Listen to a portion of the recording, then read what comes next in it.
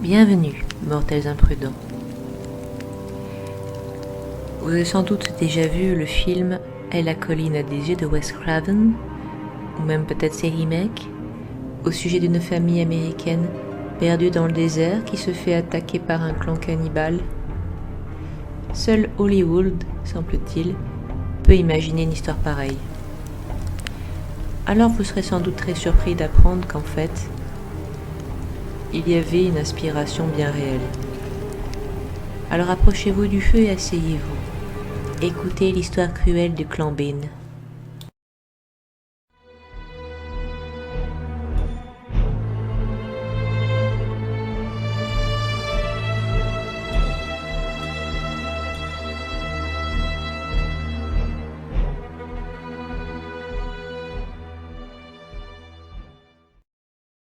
Dans l'Écosse du XVIIe siècle, Sawney Bean était né près d'Édimbourg, sous le règne de Jacques VI d'Écosse. Sawney Bean aurait pu devenir paysan comme son père, mais il aurait été plein de vices et de ressentiments face à l'autorité. Voilà pourquoi il coupa les ponts avec sa famille et quitta la maison sitôt qu'il eut atteint l'âge adulte. Il se mit en couple avec une femme qui aurait été tout aussi irresponsable et partageait ses penchants. Ils partirent sur la côte écossaise de Galloway et s'installèrent dans une grotte gigantesque, plus de 1500 mètres dans le roc, et de nombreux enroulements tortueux et passages latéraux. À l'intérieur, l'obscurité était totale. 2 fois par jour, à marée haute, le passage d'entrée était inondé. Pourtant, les Bean y installèrent leur foyer.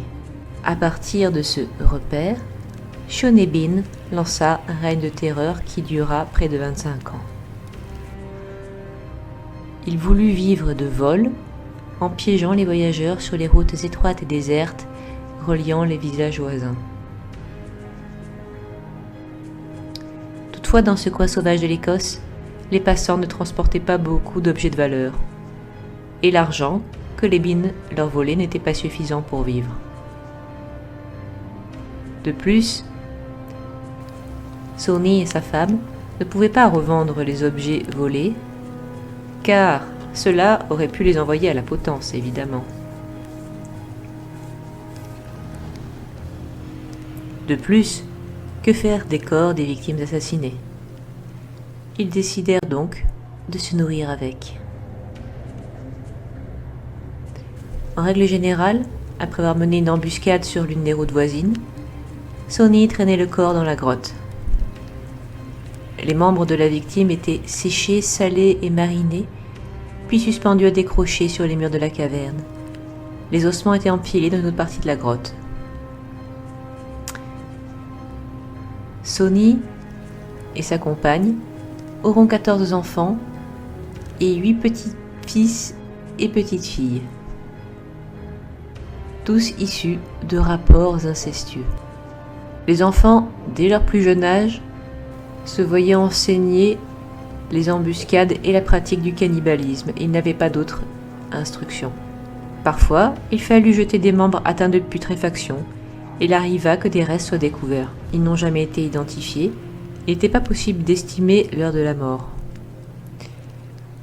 Mais les autorités finirent par deviner qu'ils devaient être liés à la longue liste de personnes disparues. Comme ces restes étaient salés, les gens du coin commencèrent à saisir le sort incroyable réservé aux personnes disparues. On chercha à retrouver les assassins, mais hélas, cela donna lieu à des arrestations et des exécutions d'innocents, qui étaient les derniers à avoir vu les victimes. Pendant ce temps, la famille Bean s'agrandissait. Aussi, leurs déprédations furent organisées à une plus grande échelle. Il pouvait arriver que jusqu'à 6 hommes et femmes tombent dans une embuscade et soient tués en même temps par une douzaine des membres de la famille. Mais une nuit, plusieurs membres de ce clan attaquèrent un homme et sa femme revenant à cheval d'une foire à proximité. L'épouse fut rapidement tuée, mais le mari résista vaillamment, jusqu'à ce qu'un autre groupe de forains vienne lui prêter main forte et mettre les agresseurs en fuite. Emmené au premier magistrat de Glasgow, l'homme décrivit son expérience. Depuis longtemps, le magistrat attendait un témoignage qui prouverait l'existence d'un groupe organisé de tueurs sévissant autour de Galloway et cannibales. Puis on le réfère directement au roi Jacques VI d'Écosse, qui se rend en personne à Galloway avec une armée de 400 hommes et des chiens traqueurs. Ils explorèrent toute la campagne de Galloway et la côte, en vain.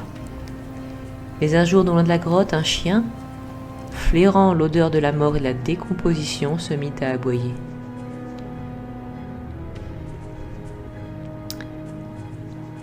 Les hommes avancèrent prudemment et arrivèrent jusqu'à la fin de la grotte.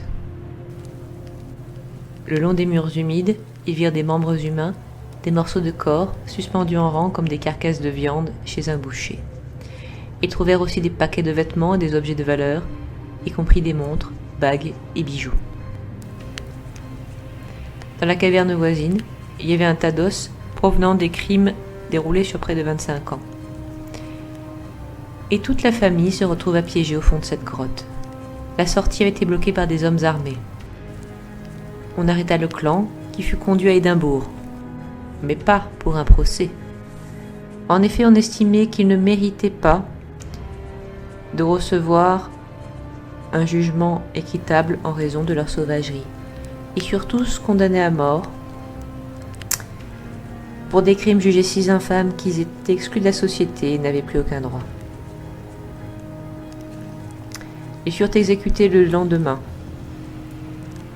Les hommes furent démembrés, y compris de leurs membres virils d'ailleurs, encore vivants et conscients, et furent laissés saigner à mort, vus de leurs femmes depuis des chariots fermés de barreaux. Puis, les femmes furent brûlées sur le bûcher.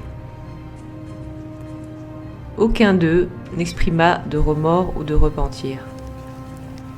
Tous avaient été conçus et élevés dès l'enfance en mangeant de la chair humaine et appris que le vol et l'assassinat est un mode de vie normal.